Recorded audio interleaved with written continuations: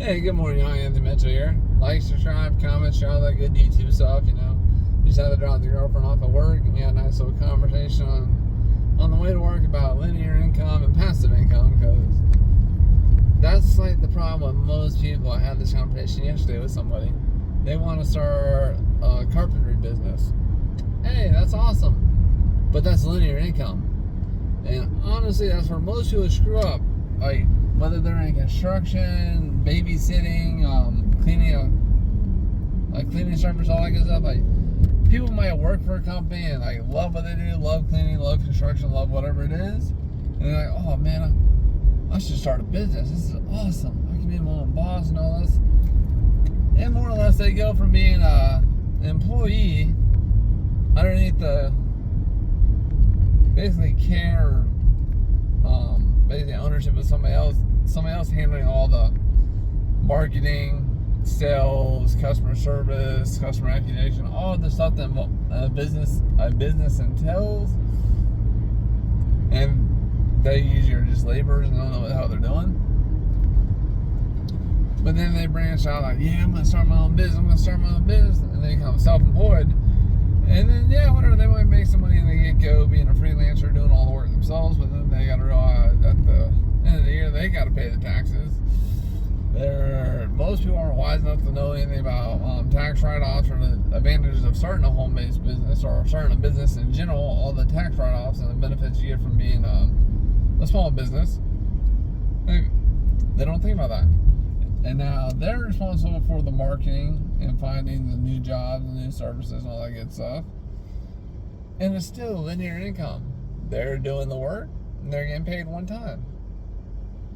Whereas they could be starting a home-based networking business and doing the work and creating residual income. So they do the work once and they keep getting paid for it over and over again.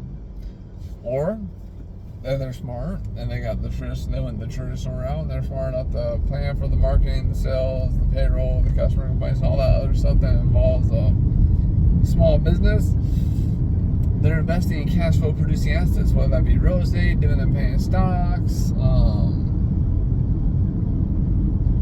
Yeah, that's really the only cash flow producing assets you can get.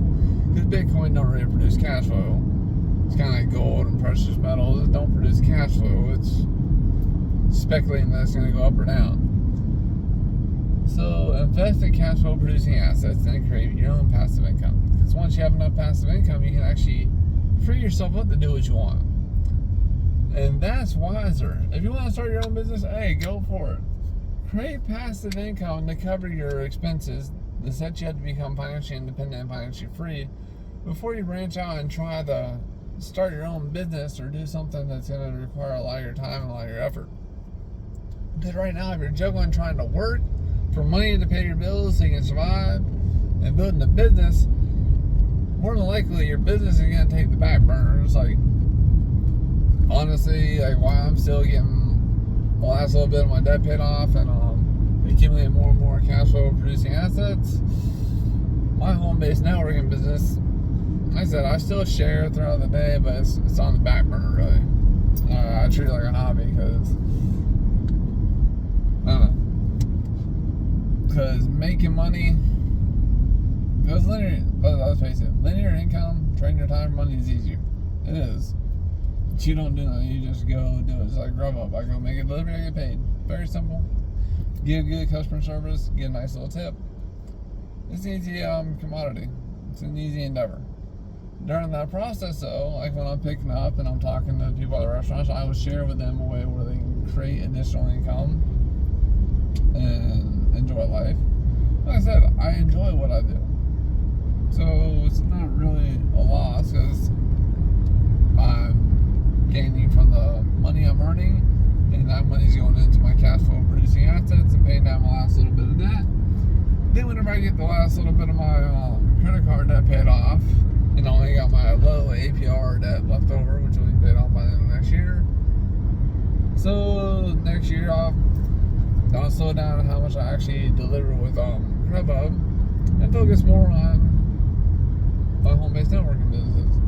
Because frankly, there's way more potential with a networking business. Like honestly, the way you should do it, like if you ever listen to the 10 Commandments of Wealth Creation by Craven Kumar, like as much money as you're spending working for linear income, you should be spending the same amount of time, or at least half that amount of time, towards creating passive income. Like I said, the more money I make with my linear income from Grubhub, I invest that in cash flow producing assets, and that money keeps compounding and reinvesting, because I have 8 different ways I can make money right now, and those are all linear income endeavors.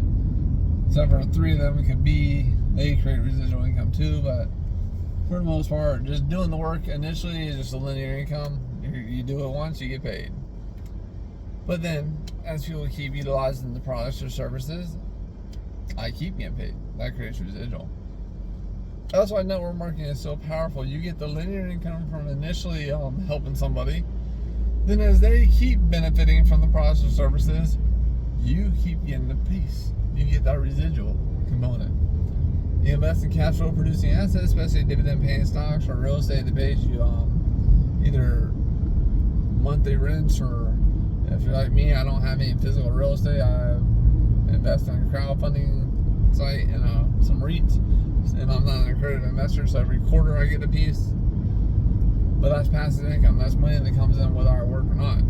Just like my residual income from my home-based networking business.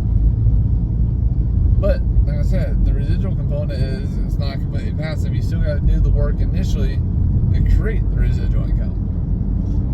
Like I said, the online wellness shopping club helps someone start shopping, switching stores and shopping out for better, superior quality, have it shipped right to their front door. And every month that they re-up because they run out of supplies, so they go into Walmart, they order online, have it shipped right to their front door. It's better quality, saves them time, saves them money, and enhances their health. And if they're smart, they refer and share with other people, and they create residual income for themselves. So be smart, y'all. Create passive income, create residual income, and start owning your life. Get away from the linear income endeavor. Y'all be great. Subscribe, like, share. I'm gonna stop at Starbucks. Have a good one.